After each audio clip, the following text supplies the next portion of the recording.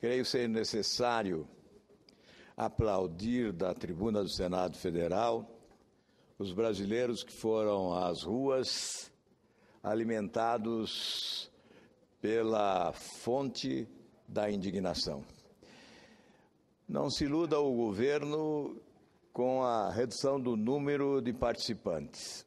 Uma mobilização improvisada em curto espaço de tempo reuniu milhares de brasileiros em inúmeras cidades do país para protestar contra a corrupção, contra a incompetência do governo e para enfatizar a necessidade de mudança radical.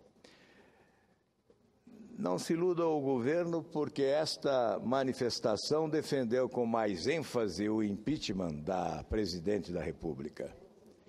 É inegável que cresceu a aceitação à tese entre os brasileiros. A pesquisa Datafolha constata esta realidade. 63% dos brasileiros opinam favoravelmente à instauração de um processo de impeachment. Portanto, não há por que ignorar este apelo e esta aspiração popular. Não há por que desestimular esse debate e a defesa dessa tese. Cabe-nos, como representantes do povo brasileiro, no Senado e na Câmara dos Deputados, debater a oportunidade. É evidente que muitos dos brasileiros que responderam positivamente à tese do impeachment não conhecem as consequências, ou seja, não sabem qual será o passo seguinte, quem assumirá a presidência da República. É evidente também que os brasileiros não estão preocupados com as filigranas jurídicas, estão preocupados em encontrar uma solução para retirar o país da asfixia econômica que se encontra e, sobretudo, amenizar os efeitos da corrupção sobre a sociedade brasileira que paga sem poder pagar e sem dever essa conta alta dos escândalos de corrupção no país.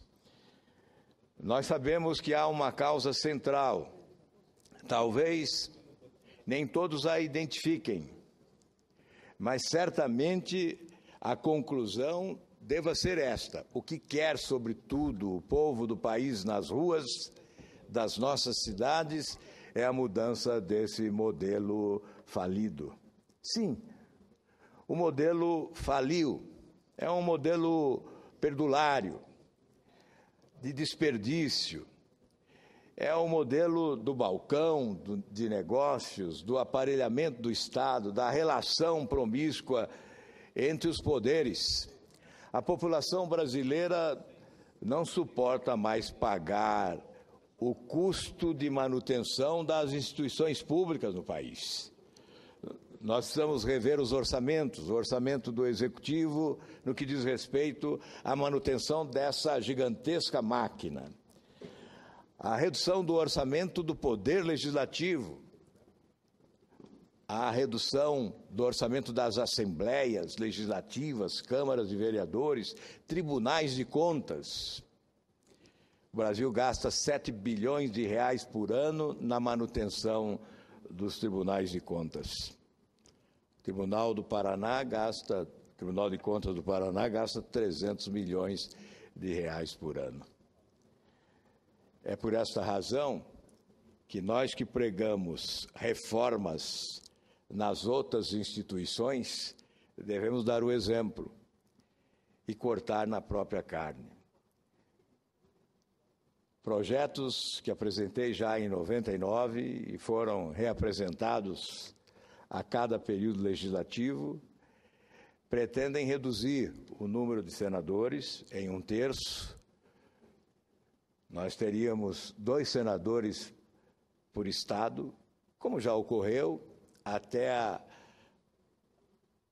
a criação dos senadores biônicos, e depois, com a extinção da bionicidade, os senadores permaneceram em igual número, mas é necessário rediscutir essa questão. Nós pretendemos um legislativo mais enxuto, mais econômico e mais qualificado, valorizado, certamente mais respeitado pela população brasileira.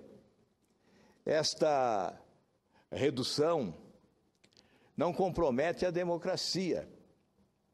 Nós não estamos propondo a extinção dos instrumentos democráticos a serviço da coletividade. Nós estamos, ao contrário, pretendendo valorizá-los, reduzindo quantitativamente e, sobretudo, despesas que podem ser reduzidas em nome da qualificação destas instituições e da respeitabilidade fundamental para que possam cumprir o seu dever. Nós advogamos não só a redução do Senado, também da Câmara dos Deputados, em cerca de 20%, e o restabelecimento da autêntica representação popular com a superação dos desequilíbrios existentes hoje. Aliás, o presidente Ulisses Guimarães deixou a presidência da Constituinte em determinado momento para defender da tribuna da Assembleia Nacional Constituinte o reequilíbrio da representação popular, desequilibrada a partir do pacote de abril de 77 do regime autoritário. Hoje, nós não temos uma representação popular compatível ou proporcional ao número de habitantes de cada estado brasileiro.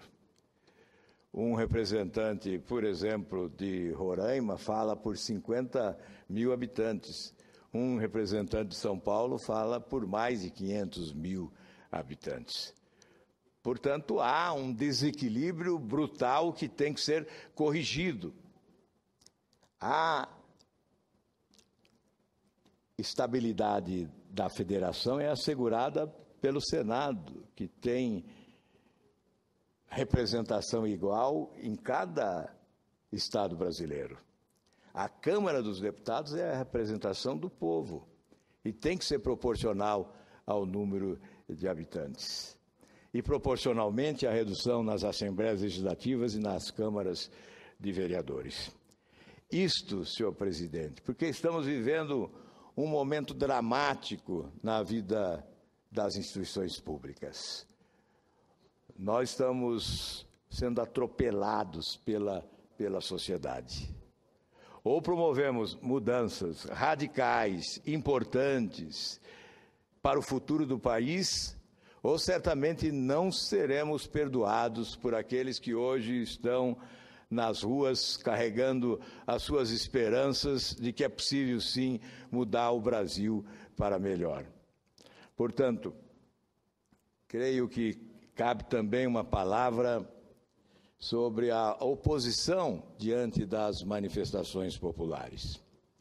Desde o primeiro momento entendi que as lideranças dos partidos políticos não deveriam se fazer presentes nessas manifestações populares, para não descaracterizá-las, ou para não oferecer pretexto àqueles que pretendem descaracterizar manifestações espontâneas alimentadas nas fontes da indignação do povo, por presenças que poderiam ser vistas e entendidas como presenças do oportunismo, de aproveitadores da hora.